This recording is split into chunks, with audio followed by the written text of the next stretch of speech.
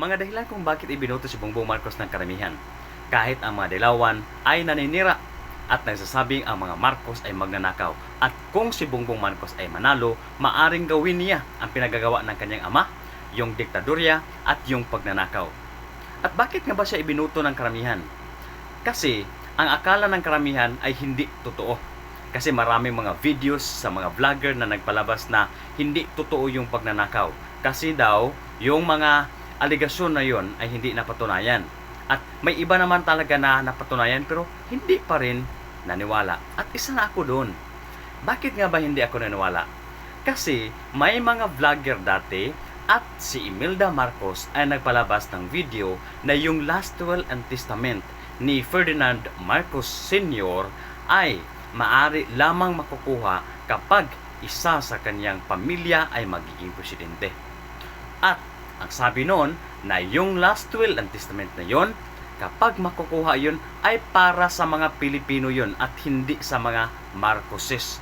At kapag makukuha at mabawi yun ay maaaring magagamit ng karamihan at ang sabi ng mga Marcoses, hindi sa kanila yun.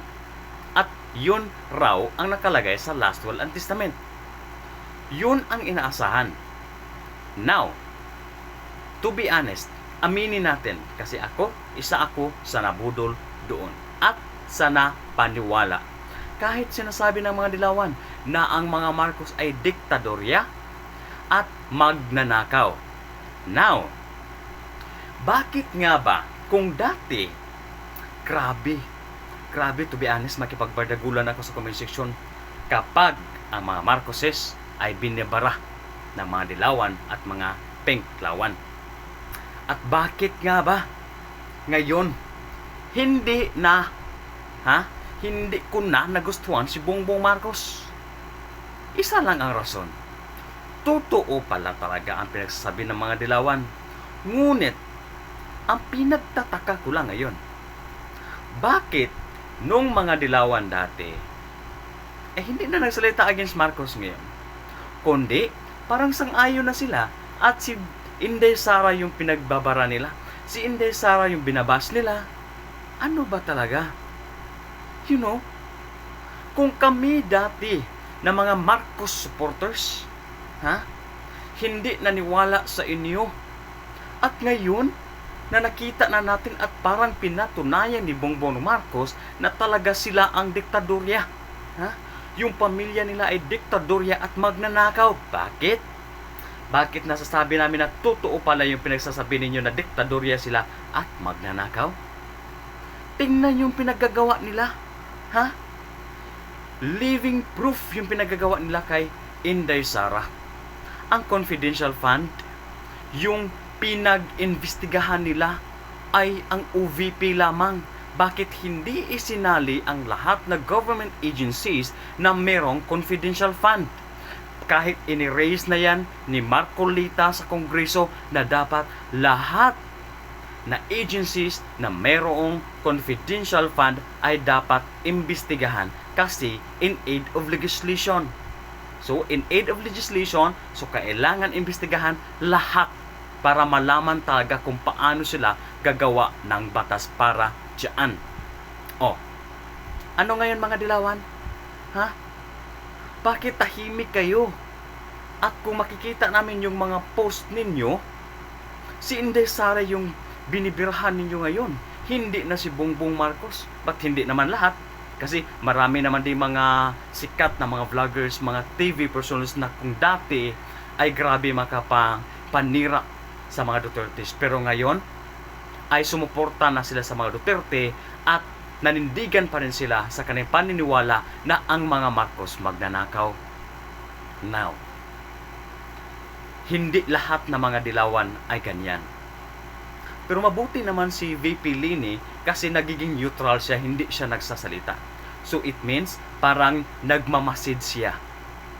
Kasi sa kanila galing yun mga dilawan na magnanakaw ang mga Marcos. At ngayon, bakit nasasabi ko na pinatunayan ni Bongbong Marcos yung diktadorya? Isa na yun, yung panggigipit. Yung hindi pwede sasagot ang mga resource person, hindi pwede mag-explain Kapag simpleng resource person ka lang, hindi ka pwede mag-explain dyan sa Kongreso kasi is-cite in contempt ka. Dapat ang sagot mo, yes or no lang, so wala ng demokrasya. Wala ng demokrasya kasi resource person ka. Pinatawag ka dyan sa Senado para tanungin at mag-explain. Pero kapag mag-explain ka, hindi ka pa explainin kasi is-cite in contempt ka. At kapag ma-cite in contempt ka, ano ang gagawin nila sa'yo? Igigipit ka masyado. At only OVP staff and yung mga kaalyado ng mga Dutertes ang pinaggigipit nila. Now, when it comes to pagnanakaw, bakit nasasabi ko na pinatunayan ni Bongbong Marcos? Pinatunayan niya yung pagnanakaw. Bakit? Maraming issues ng pagnanakaw ng Kamara. Grabe sila kung makapag-imbestiga sa OVP budget.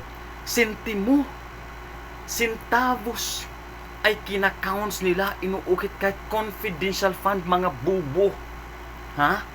Confidential fund na nga. Bakit pa tinatawag ng confidential fund yan kung wala palang batas na mag-ano dyan, na secrecy yan? Secret. Bakit kayo nag-issue ng confidential fund sa office o sa agency na yan kung hindi pala kayo maniniwala sa kanilang gagawin? At kung hindi kayo maniniwala sa kanilang gagawin at magawa kayo ng investigasyon, ay dapat lahat ng mga agencies para patas at makita namin yung fairness at merong demokrasya. Now, sabi ninyo magnanakaw si VP Sara kasi in just 11 days naggasta yung 125 million na confidential fund kahit alam natin na inirelease December 20, 2022 at alam natin na yung confidential fund na yan ay dapat magasta o magamit within the year or before the end of the year.